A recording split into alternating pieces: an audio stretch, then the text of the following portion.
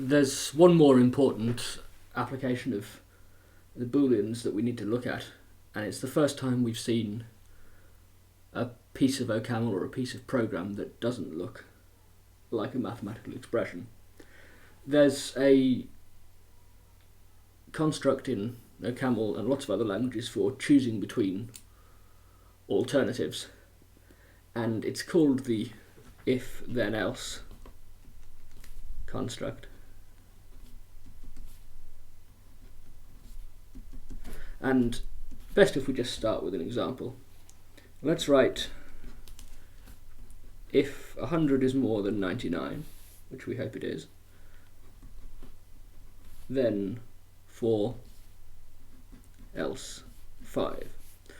What that means is if 100 is more than 99, then the answer to this evaluation is going to be 4, and otherwise it's going to be 5.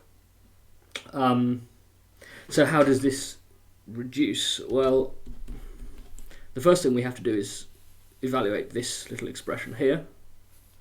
Well, 100 is more than 99, so that reduces to if true, then 4 else 5. And then it's very simple. We reduce from here in one step. If the thing here is true, we reduce to just this bit. And if the thing here is false, we reduce to just this bit. Well, in this case, the thing here is true, so the expression reduces in one step to 4. This will seem more meaningful when we can have useful expressions in here. Obviously 100 is always more than 99, so this is somewhat redundant.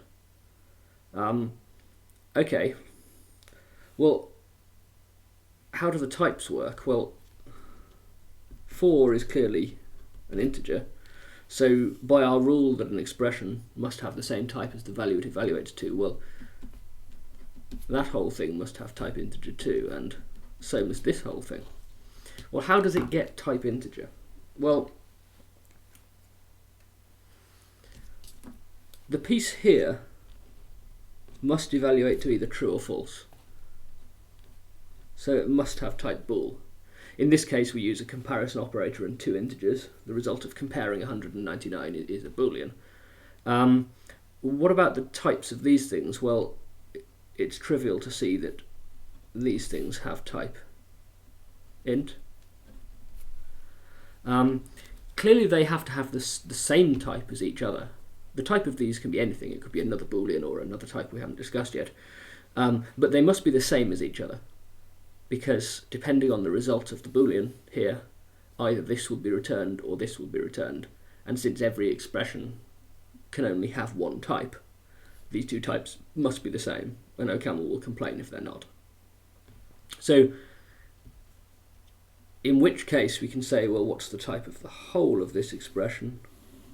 Well, it's the same as this type and this type, which is integer, just as we said it was.